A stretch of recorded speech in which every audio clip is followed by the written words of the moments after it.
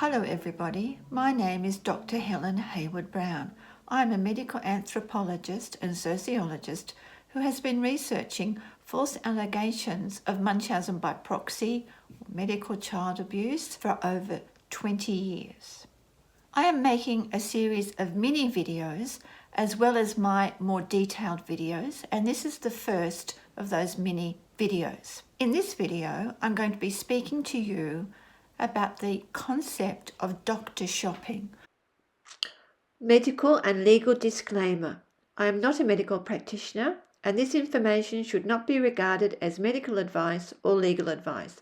Please refer to the end of the video for a detailed disclaimer or the disclaimer on my video description.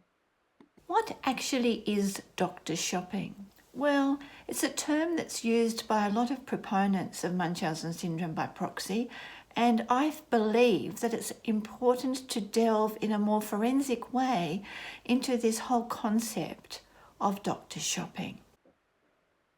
Before I proceed, I wish to state my position. In some circumstances, a mother may harm her child in a medical context, but this is extremely rare. In many ways, the terminology doctor shopping is a pejorative term. It is something that is frowned upon. Doctor shopping is when a mother of a child is accused of visiting too many doctors, trying to get attention by visiting doctors too many times or too many different doctors. In this way, mothers are seen as if they are children trying to get attention from an adult, such as a doctor. In many ways, it can often pathologise normal mothering behaviour. After all, we should always recognise that it is every parent's right to get a second opinion for their child's illness, or a third or fourth opinion. In fact, in some places, this has been put into law. So, for example, in Queensland, there is the Ryan's Rule, where parents have the right to seek a second opinion. And in 2021, in Texas, there was a Senate bill which said that parents, if they had been accused of harming their child in the medical context, had the right to seek a further independent medical review, which was including a consultation and not just based on paper reviews, because often it is argued that medical child abuse can be diagnosed just based on a paper review.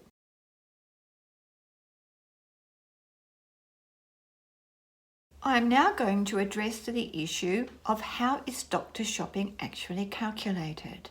So this is when we need to get quite forensic. In Australia, child protection authorities and also the police can access Medicare records to see how many times somebody has taken their child to a doctor. So let's have a little look at what can actually happen on the ground in reality, what might actually happen in these kinds of situations. For example, in one case that I had where there was a very serious charge of attempted murder, it was found that all of the doctors who were listed on a pathology invoice, and as we know, often these pathology firms might have 10 or 12 or quite a few doctors, every single one of those doctors on that invoice was counted as one separate presentation to a doctor. And in another case, which was also a serious case, it was found that the mother, the child, had been transferred from one hospital to another hospital to another hospital. Those transfers were a decision of a medical practitioner, but in fact, each of those transfers was regarded as a presentation to the hospital by the mother. So we know that these kinds of calculations are not always accurate or correct. Additionally, I have had cases where the wrong medical files have been used in conjunction with the right medical files. So this can cause all kinds of confusion. In one particular case, consent was given by child protection authorities to surgery based on the wrong child's file. The other question is this: what is actually a normal number of visits? Children's health ranges in many different ways, and some children are going to be going to the doctor a lot more than others. So what exactly is a normal number of visits to the doctor? For example, we know that in order to diagnose a rare disease, mothers have to take their children to the doctor for 4 to 6 years before such a diagnosis is made. And it might be argued, yes, but that's just in the case of rare diseases. In fact, 8% of Australians have a rare disease, and in the United States it is 1 in 10 of the population. So this actually means that in fact, rare diseases collectively are actually quite common. So in other words, it's reasonable mothering behaviour to seek out a diagnosis when it may not be easy to find. We already know, for example, that for women, it can often take an average of 7 years to be diagnosed with endometriosis. So this can be a very, very long process. And we know that new genetic variants are being discovered nearly every day. And just because a particular doctor does not know what is wrong with the child, this does not mean that the mother is engaging in alleged doctor shopping just to get attention.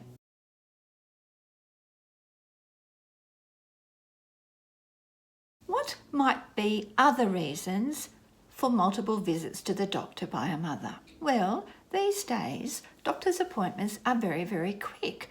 So this means that a mother might have to return a number of times before she can get an adequate evaluation of what is happening with her child. And in my research work, I also found that repeatedly the symptoms of children were trivialised by the doctors that these mothers were seeing. So when the symptoms are trivialised, a number of things can happen. If a mother believes that one doctor is trivialising the child's symptoms, then they may decide to go and see another doctor who isn't doing that. Alternatively, a mother might be tempted to slightly exaggerate the child's illness in order for the doctor to actually listen to her. It is not so much about getting attention, it is about wanting a doctor to listen. Medical knowledge is not finite, so one particular individual doctor may not really know what is wrong with a child. And also, the whole profession of medicine, the whole body of medical knowledge is also not finite. As I said, we are making new discoveries every day. There is also the issue of mothers being accused of seeing too many different doctors. Now, this is complicated because these days we rarely have one family doctor who we are able to see easily whenever we need to. Families, often because two parents are working, often have to utilise urgent care or large medical clinics to get their children seen. This means that it's very unlikely that parents will actually be able to see the same doctor at these large clinics. It's getting increasingly difficult for parents. We no longer seem to have a long-term family doctor who keeps track of our family and our children. So this means very often also we are attending medical appointments where a doctor has no knowledge of the child's previous history. And so this means that parents may have to, during the consultation, spend a good deal of time updating this doctor about what is actually going on with the child. So this means that maybe half the appointment even can be wasted on spending time updating a doctor. This also means that families are not well known to doctors. In the olden days, doctors used to do home visits. My grandfather was a doctor and he used to go around doing home visits nearly every day, even on Saturdays and Sundays. The doctors were very familiar with the home environment of the families, what type of people they were, and that kind of thing. But these days, it is strangers making allegations about families and parents when really they have very little idea of what is actually going on in those families. It is often argued in some medical literature that any doctor who knows the family well and supports the mother has been hoodwinked by the mother. The doctor is described as triangulating with the mother or colluding with her in this MSB behaviour. The mother may be further discredited as she is profiled as being deceptive and manipulative despite presenting as a caring and loving mother.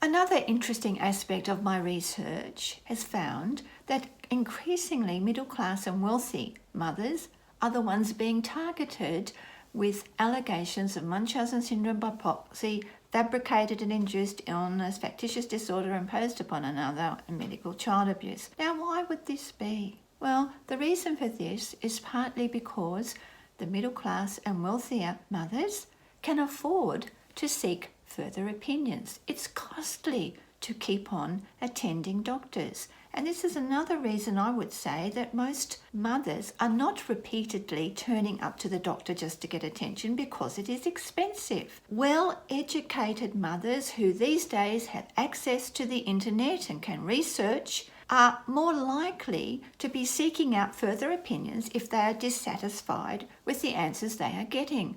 This is not pathological behaviour, it is normal behaviour, and I would be much more concerned if a parent wasn't taking their child to the doctor. I feel that that kind of medical neglect is far worse than a parent, a mother, being overcautious. One of the most extreme forms of doctor shopping, which is very much frowned upon, is the notion that a mother is going to so much effort and is going to extremes to get other opinions that she may take her child interstate or overseas. Now, my grandfather was president of a large children's hospital, and when he had a very, very sick child in his hospital, he actually became the first doctor in Australia to treat a child with penicillin. He did this by organising with the Australian Air Force to fly immediately to the United States to pick up this new wonder drug and bring it back. He used it on this little boy, and it saved that little boy's life. And that little boy lived to a very, very old age. So does this mean that my grandfather, who went to such an extreme attempt, did he have Munchausen by proxy? Well, he was a man, so he wouldn't have been accused of that anyway. What I have found is in nearly all of the cases where mothers who have been accused of Munchausen by proxy have taken their children interstate or overseas for diagnosis or treatment have been extremely successful. Why is it that going interstate or overseas is seen to be so wrong? Why is it that doctors from another country or another state are regarded as outsiders in some kind of a way? Certainly, lawyers in Australia and the UK are finding it increasingly difficult to find medical expert witnesses who are willing to speak out or have a different opinion about a particular case. And this often means that they have to go overseas to get further expert opinion. Does this make these lawyers Munchausen by proxy? No. What it actually means is that they are simply seeking out the very best expertise in a particular area at that moment in time. They are picking out the experts who know and understand the most and are the most well-credentialed to come to conclusions about a particular case.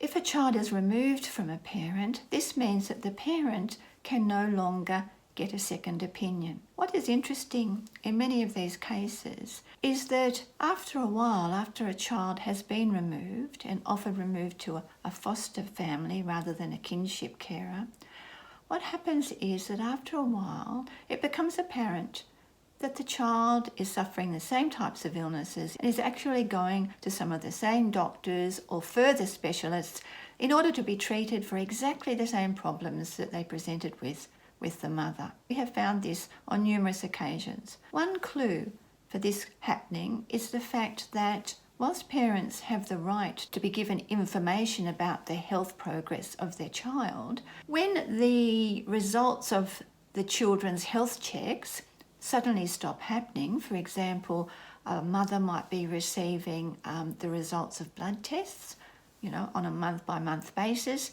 and then suddenly they will stop receiving those blood tests. And with further intensive investigation, it may be found that this is because the blood tests have actually changed and the child is displaying some real issues, even though the child had been removed from the mother for similar kinds of issues.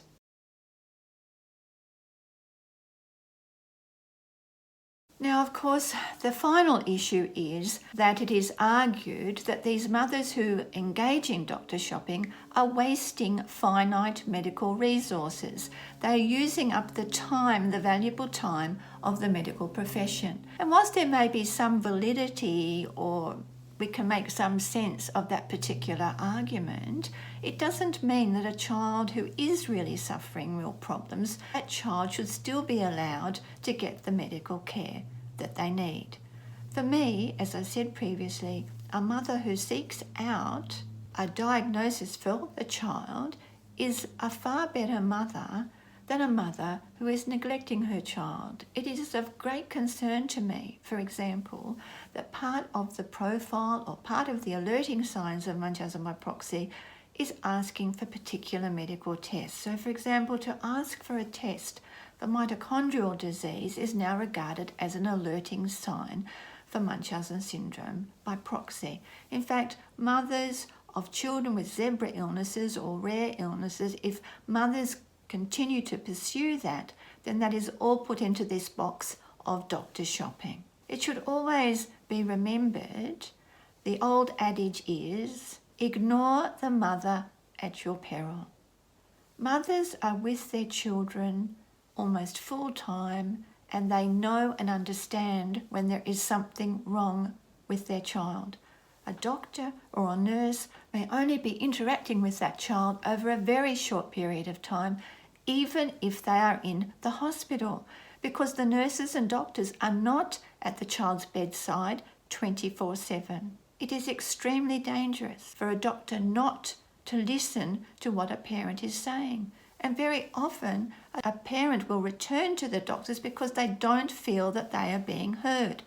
I found this repeatedly in my PhD research, that mothers said that they were not being heard, they were not being listened to. And we know that there is a history, in particular, of women not being heard when they're speaking about medical issues. And one final point, the measure of a society's civility is the manner in which they treat people living with disabilities and the children. It is acknowledged that in very rare circumstances, a mother may harm her child in the medical context and reach out to doctors. My view is that these mothers are not so much looking for attention for the sake of attention, but needing support in some way. It is a cry for help, where women are given very little support and isolated in the community. Working against the argument of doctor shopping are the mothers who in rare circumstances pretend their child is sick in order to receive monetary gain, like the mothers who have shaved their children's heads and faked a diagnosis of cancer. In these cases, which are fraud and certainly harming the child, they will stay away from doctors as they would easily be found out. Also, unlike the prejudicial profile which purports that these mothers usually deny their guilt, these mothers may immediately confess to this harm.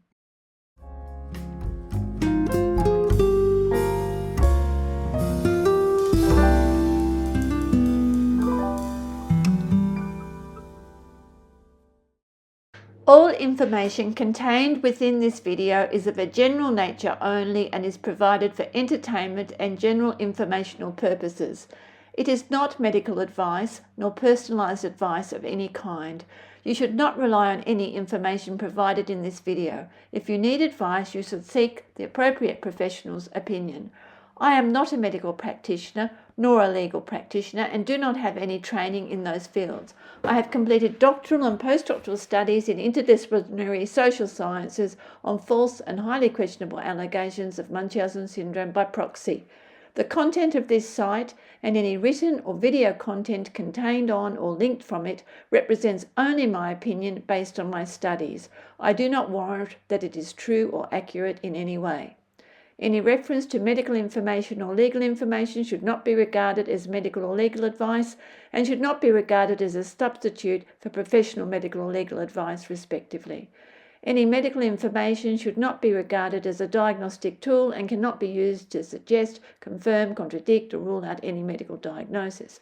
I've made every effort to provide quality and accurate information in this video, but to the greatest extent permitted by law, do not assume any liability for the accuracy or completeness of this information.